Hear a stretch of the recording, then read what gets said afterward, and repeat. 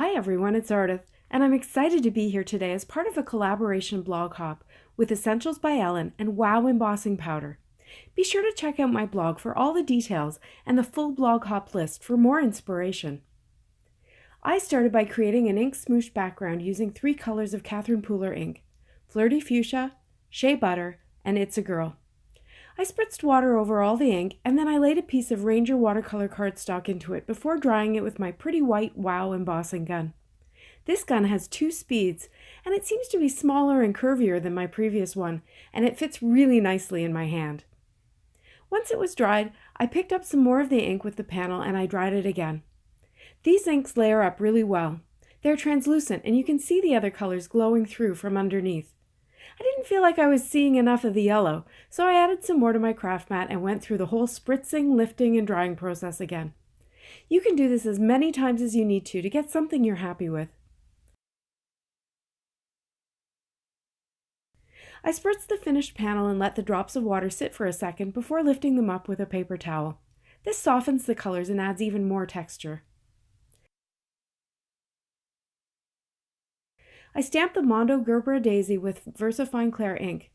I needed it to be waterproof, and I got out a few of my Zig Art and Graphic twin tip markers in some matching colors, plus a gray. I started by adding some depth and shadows with the gray marker before going in with the pink, the lavender, and finally the yellow. My goal here was really just to make the flower pop a bit from the background by adding similar but slightly brighter colors than were actually in the background. I took another step to bring the daisy out, and that was to mute the background even further. I used the matching dye to cut a mask before spritzing around the masked area with water, and then using a paper towel to lift the color.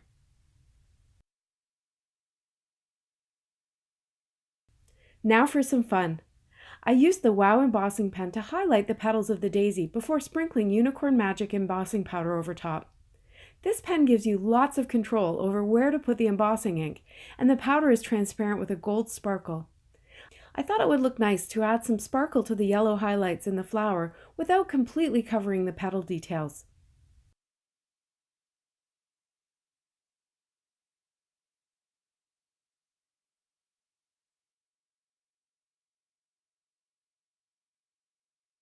Once I had that heated and melted, I got out Turkish Nights and I shaded the edges of the daisy's center. This powder is more opaque and it has gold and purple tones, which also work really well with my color palette. To add some sparkle around the edges of my panel, I got out my embossing ink pad and I rubbed the edges into it to get them sticky. Then I poured embossing powder around the edges and tapped off the excess before heating it.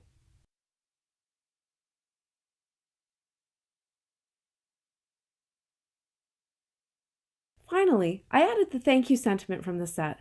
This is the only time on this project that I used my embossing buddy to make sure I didn't get embossing powder anywhere but on the sentiment, because this time, after I stamped it twice with VersaFine Clair ink, I sprinkled black twinkle powder over the top. This powder has a beautiful silver sparkle in it, but I didn't want any little black specks showing up where I didn't want them. With the Unicorn Magic and Turkish Nights that I had used earlier, I figured any extra sparkle was not going to look like a mistake. I hope you enjoyed this video. This card has a mixed media feel that is not my normal style, but it was really fun to make. Thanks so much for watching. Be sure to hop along to all the stops for your chance to win a prize. See you next time.